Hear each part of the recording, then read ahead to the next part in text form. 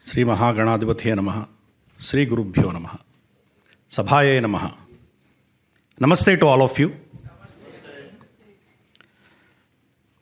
Friends, MRV, I saw MRV sneaking into my papers and he kind of picked up a lot of stuff and what I'm supposed to talk, he spoke already. Yeah. So what am I going to do? I'm going to flick something from his book and I'll retain the balance now. Friends, we all heard Honorable Attorney General. He spoke a few words about dharma, about our civilization. But do we really see that in our constitution? Like what MR said, other than the photographs or other than the paintings in that, how much of it really reflects Bharatiyata? In fact, he himself, Attorney General himself said, this is a hash of our 1935 Act which was introduced by the British. So the British thought process was completely focused on colonizing, controlling, and extracting from us. That's exactly what we see today. So since the transfer of power, I don't want to use the term independence. There is just a transfer of power. It's the same laws, it's the same system, nothing has changed. If your minister who was brought up in your own town comes to your place as a minister, you still see the administration pouring that white piece of chalk on the road. Why? Because the Gora didn't want to come unless it is sanitized. So nobody knows why they're doing it, they're still doing it. So we're as colonized. So the concept of a nation itself that is mentioned in our constitution is confusing. Are we a nation? Are we a territorial nation? What are we? India, that is Bharat. Are you India or Bharat? You don't know. So confusion starts from the basic concepts. Like MR again mentioned to the fact that, the constitution reflects our relationship between a citizen and the state, citizen and a co-citizen, things like that. So how do we define ourselves? How do you connect to a Kashmiri, a Tamil and a Kashmiri? How do you connect? How do you connect yourself to Naga? How do you connect to Arunachal Pradesh? Why should Madras sappers go and give sacrifice in chilly mountains of Nuke Madong in Arunachal Pradesh? What connects us? That is a civilization. That is our Sanskriti. Does it reflect in our constitution? Absolutely not. Does the government of India or or our establishment think anything about the perils of our co-civilizational brothers in, let's say, Afghanistan or let's say in Sindh or elsewhere? Even territories which we claim ours, POJK, do we even bother about talking about it? So the constitution is completely colonized and we need to revisit these things. CAA was an attempt to go beyond our constitutional jurisdiction and we spoke about giving certain rights to somebody else in, territories where they're being persecuted. I am a Hindu born in Karachi. I am a Hindu born in Multan. By the way, Multan is the place where Narsimha Avatar happened, Moolasthan.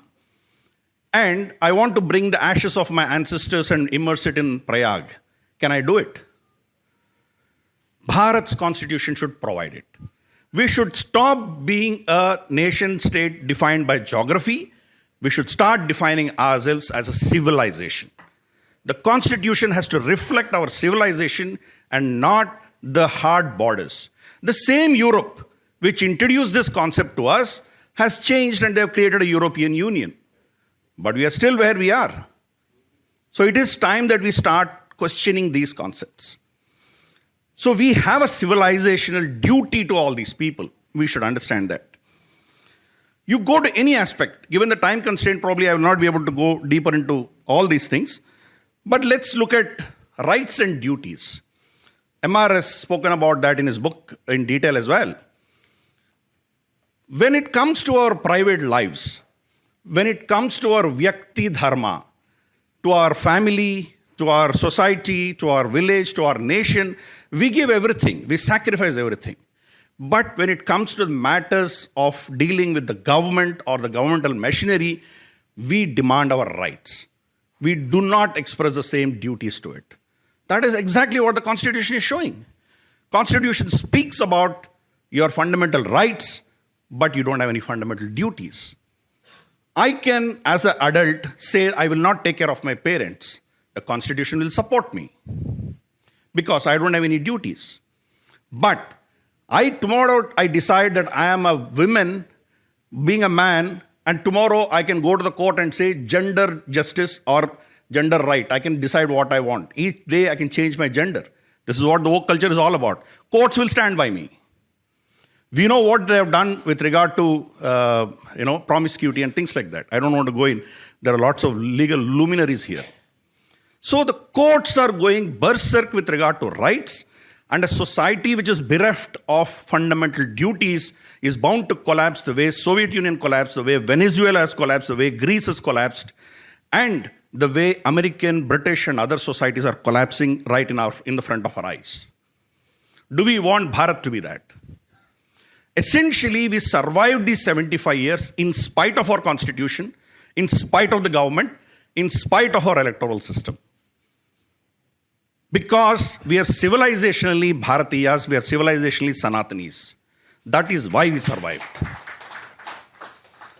So look at every aspect. Taxation. Vaidyanathanji spoke about taxation. What is our concept of a taxation? The first person who created this nonsense called welfare state was Ashoka, not so great. We know what happened to Magad Empire. The nation has not recovered since. Till date, we have not recovered. Whereas our model of Sanatana economy was one of wealth creation. We have Ashta Lakshmis, right? We have wealth. We are wealth creators. We are the ones who created wealth. That is the reason Bharat was a golden chidiya. People came to invade us and loot us because of that. This is what we can even see in Angus Madison's report as well. Angus Madison's report, I'm sure all of you know. At least till the Islamic invasion, we were the number one economy in the whole world. Probably 33%. Then initial part of the Islamic invasion, we were still competing with China. But completely we collapsed to 1%, 2% after the colonial takeover. And we are still using the same colonial constitution to govern, administer our day-to-day life. Do we need to really continue with this? So let's look at aspects with regard to elections. What is the concept of people's representation is something which we have in our Mantra Pushpam, I'm sure all of you know. Samrajyancha Bhojyancha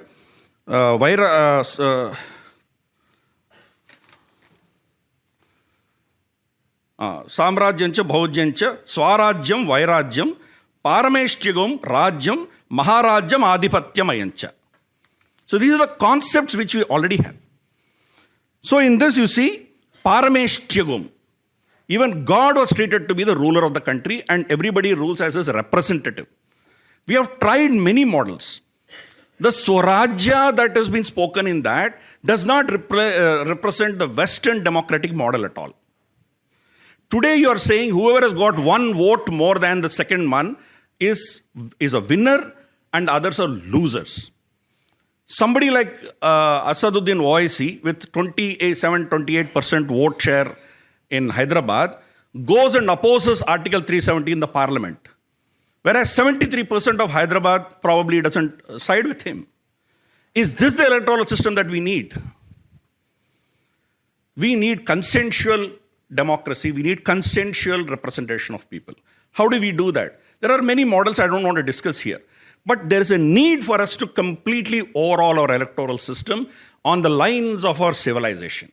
Not based on the model which the British had presented because they were a homogeneous society. They were Anglo-Saxon, they were Protestant, white Protestant. So any constituency you go in UK, you will only find the same type of people. Here, you have such a diversity. You have diversity of language, religion, creed, whatnot. With this kind of a diversity, are we in a position to really deliver justice to all these smaller groups? Obviously, our electoral system has failed. It is still, the whole system is such that in the next 20, 30 years, we will be like, we'll probably collapse like Venezuela, or there will be demands for balkanization. You, from Tamil Nadu, you know how toxic it is as far as the local politics are concerned. So is the case in Northeast. So is the case in many other states.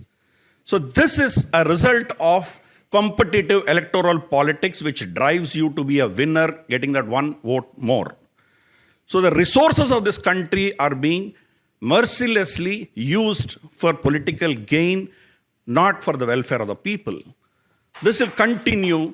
This will continue as long as we continue with this colonial constitution. We need to change this. Yes, Attorney General alluded to certain changes that we could achieve, like what Sri T.N. Seshan Ji did, and probably other reforms. These are all peripheral. In the long run, we are not going to sustain. So what do we do with regard to this? Is the root cause of everything to do with our society, the societal breakup, the economics, and every aspect of it.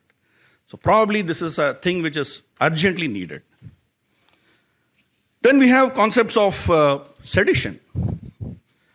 The sedition, again, the law as it exists, I know it's up for review and it's been suspended, but that's a concept which is, again, steeped in colonial concepts.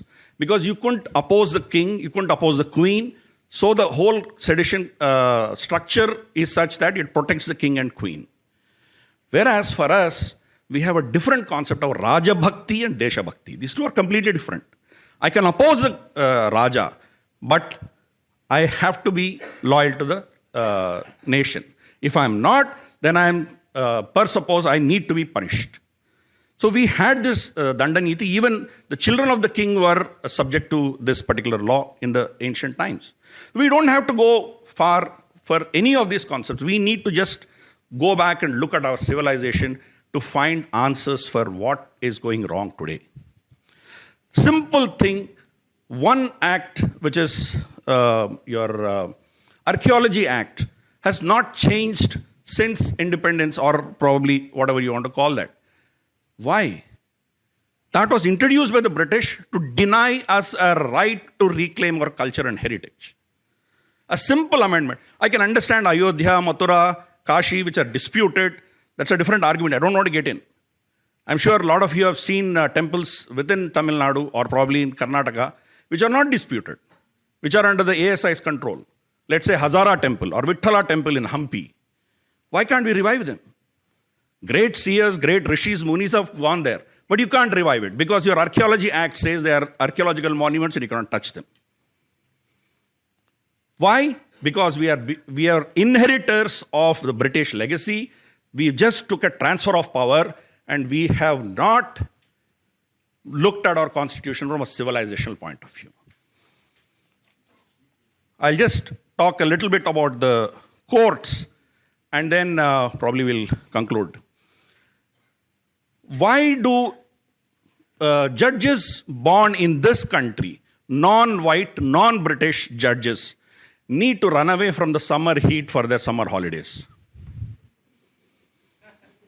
Why do they need to go for a Christmas vacation when lakhs of cases are pending in the courts?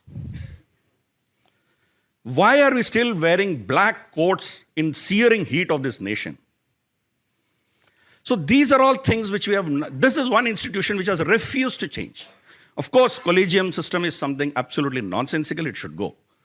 The root cause of all this is the concepts which have been driven into this constitution by colonial, evangelical, controlling masters. So I would just conclude, it is time that we evolve, we produce a constitution true constitution for Bharat based on our values, on our Shastras, Nyaya, Mimamsa, Tarka, Vyakarana, and our Smritis, and give a decent burial to this constitution in the depths of Hindu Mahasagar. Thank you.